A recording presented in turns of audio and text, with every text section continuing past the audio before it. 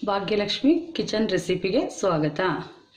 ಇವತ್ತು ನಾನು ತಲೆ ಮಾಂಸದ್ದು ಸಾಂಬಾರು ಮಾಡೋದು ಹೇಗೆ ಅಂತ ತೋರಿಸ್ತೀನಿ. ಅದಕ್ಕೆ ಬೇಕಾಗಿರುವ ಸಾಮಗ್ರಿಗಳು 1 kg 1.5 kg ಅಷ್ಟಿದೆ ತಲೆ ಮಾಂಸ ತಗೊಂಡಿದ್ದೀನಿ.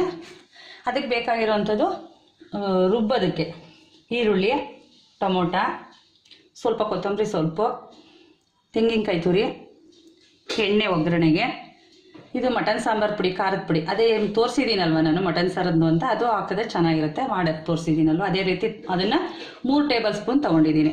ಸ್ವಲ್ಪ ಹುರಿಗಡಲೆ ತೊಗೊಂಡಿದ್ದೀನಿ. ಇದು ಗರಂ ಮಸಾಲ ಪುಡಿ 1 ಸ್ಪೂನ್ ತೊಗೊಂಡಿದ್ದೀನಿ. 1-2 ಸ್ಪೂನು ಶುಂಠಿ ಬೆಳ್ಳುಳ್ಳಿ ಪೇಸ್ಟ್ ತೊಗೊಂಡಿದ್ದೀನಿ.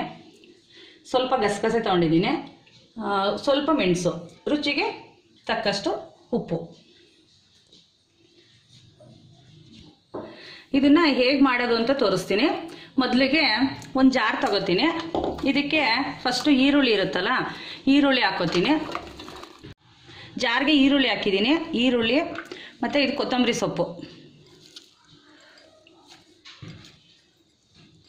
ಮತ್ತು ಇದು ಚಕ್ಕೆ ಲವಂಗದ, ಅದೇ ಗರಂ ಮಸಾಲ ಪುಡಿ, ಚಕ್ಕೆ ಲವಂಗದ ಪೌಡ್ರು.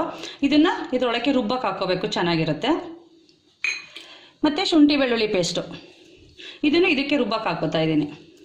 ಇದಿಷ್ಟನ್ನೇ ರುಬ್ಕೊಂಡ್ಬಿಡ್ಬೇಕು ಫಸ್ಟು. ನೋಡಿ, ಇವಾಗ ಅರಿಶಿನ, ಈರುಳ್ಳಿ, ಶುಂಠಿ ಬೆಳ್ಳುಳ್ಳಿ ಪೇಸ್ಟು, ಚಕ್ಕೆ ಲವಂಗ ಎಲ್ಲ ಹಾಕೊಂಡು ರುಬ್ಕೊಂಡಿದ್ದೀನಿ.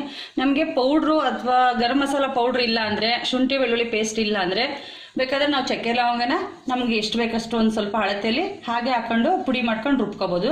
ಮತ್ತು ಶುಂಠಿ ಬೆಳ್ಳುಳ್ಳಿನೂ ಹಾಗೆ ಹೆಚ್ಕೊಂಡು ಬೇಕಾದ್ರೆ ಹಾಕೊಂಡು ರುಬ್ಬೋದು. ಇವಾಗ ಅದು ಅರಿಶಿನ ಈರುಳ್ಳಿ ಆದಮೇಲೆ ಇದು ಖಾರ ರುಬ್ಕೋತೀನಿ. ಅದಕ್ಕೆ ಟೊಮೊಟೊ ತೊಗೊಂಡಿರ್ತೀನಲ್ಲ ಅದು ಹಾಕ್ತಾಯಿದ್ದೀನಿ. ಮತ್ತು ತೆಂಗಿನಕಾಯಿ ತೊಗೊಂಡಿರ್ತೀನಲ್ಲ ಅದನ್ನು ಹಾಕ್ತಾಯಿದ್ದೀನಿ. ಮತ್ತು ಇದು ಹುರ್ಗಡ್ಲೆ, ಮತ್ತು 10 ಕಾಳಷ್ಟು ಮೆಣಸು ತೊಗೊಂಡಿದ್ದೀನಿ. ಯಾಕೆಂದರೆ ತಲೆಕಾಲು ಮಾಂಸೋದಕ್ಕೆ ಇದನ್ನು ಹಾಕಿದ್ರೆ ಮೆಣಸು ಒಂಥರ ಚೆನ್ನಾಗಿರುತ್ತೆ. ಮತ್ತು ಅದು ಏನೋ ಒಂಥರ ಸ್ಪೆಷಲ್ಲಾಗಿ ಇದು ಬರುತ್ತೆ, ಸ್ಮೆಲ್ ಬರುತ್ತೆ. ಆದರೆ ಇದು ಒಂಥರ ತಲೆ ಮಾಂಸದ್ದು ಬೇರೆ ಥರದ್ದು ವಾಸನೆ ಎಲ್ಲ ಹೋಗುತ್ತೆ. ಸ್ವಲ್ಪ ಗಸಗಸೆ ತೊಗೊಂಡಿದ್ದೀನಿ. ಮತ್ತು ಈ ಖಾರದ ಪುಡಿ ತೊಗೊಂಡಿದ್ದೀನಲ್ಲ, ಮಟನ್ ಸಾಂಬಾರು ಪುಡಿ, ಅದನ್ನು ಹಾಕತ್ತೀನಿ. ಇದಿಷ್ಟನ್ನು ಒಟ್ಟಿಗೆ ರುಬ್ಕೋತೀನಿ.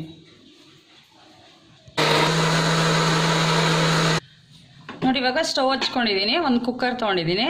ಅದಕ್ಕೆ ಒಂದು 3 ಟೇಬಲ್ ಸ್ಪೂನಷ್ಟು ಎಣ್ಣೆ ತೊಗೊತಾ ಇದ್ದೀನಿ. ಅಂದರೆ ಅದರಲ್ಲೇ ಸ್ವಲ್ಪ ಎಣ್ಣೆ ಅಂಶ ಜಾಸ್ತಿ ಇರೋದ್ರಿಂದ ಸ್ವಲ್ಪನೇ ಹಾಕ್ತಾಯಿದ್ದೀನಿ. ಎಣ್ಣೆ ಹಾಕಿದ್ಮೇಲೆ ಅದು ಸ್ವಲ್ಪ ಕಾದಿದ್ದಕ್ಕೆ ಈರುಳ್ಳಿ ಹಾಕ್ತಾಯಿದ್ದೀನಿ. ಸ್ವಲ್ಪ ಒಂದು ಅರ್ಧ ಅಥವಾ 1 ಹೆಚ್ಕೊಂಡು ಒಗ್ಗರಣೆಗೆ ಹಾಕ್ತಾಯಿದ್ದೀನಿ. ಇದೊಂದು ಸ್ವಲ್ಪ ಬ್ರೌನ್ ಕಲರ್ ಬರೋ ತನಕ ಹುರ್ಕೋಬೇಕು. ಈ ತಲೆ ಮಾಂಸಕ್ಕೆ ಒಗ್ಗರಣೆಗೆ ಇನ್ನೇನು ಹಾಕಬಾರ್ದು, ಈರುಳ್ಳಿ ಅಷ್ಟೇ. ಇವಾಗ ತಲೆ ಮಾಂಸ ತೊಗೊಂಡಿರ್ತೀವಲ್ಲ ಅದನ್ನು ಹಾಕಬೇಕು. ಕಲರ್ ಬಂದಿದೆ. ಇವಾಗ ತಲೆ ಮಾಂಸ ಹಾಕ್ತಾಯಿದ್ದೀನಿ.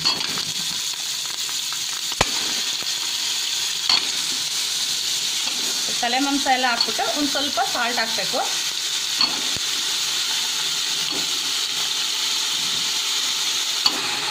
ಸ್ವಲ್ಪ ಸಾಲ್ಟ್ ಹಾಕ್ತೀನಿ.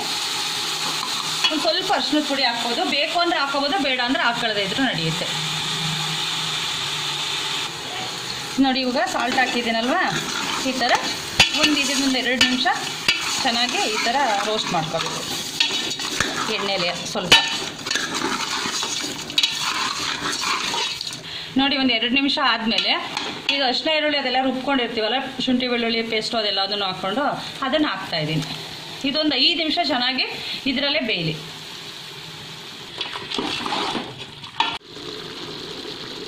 ನೋಡಿ, 5 ನಿಮಿಷ ಆಗಿದೆ.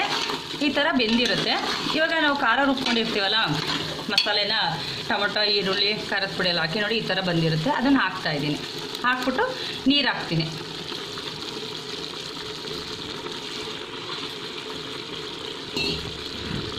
ನೋಡಿ, ಇವಾಗ ಈ ಥರ ಖಾರ ಎಲ್ಲ ಹಾಕ್ಬಿಟ್ಟು ಸ್ವಲ್ಪ ನೀರು ಹಾಕ್ತೀನಿ. ಉಪ್ಪನ್ನ ಮೊದಲೇ ಹಾಕಿದ್ದೀನಿ ಅಲ್ವಾ, ನೋಡ್ಕೊಂಡು ಸರಿ ಇದ್ದರೆ ಸಾಕಾಗುತ್ತೆ. ಇಲ್ಲಾಂದರೆ ಇನ್ನೊಂದು ಸ್ವಲ್ಪ ನೋಡ್ಕೊಂಡು ಉಪ್ಪು ಹಾಕ್ಬಿಟ್ಟು ಇದನ್ನು ಒಂದು 4-5 ವಿಷಲ್ ಬರ್ಸ್ಕೋಬೇಕು.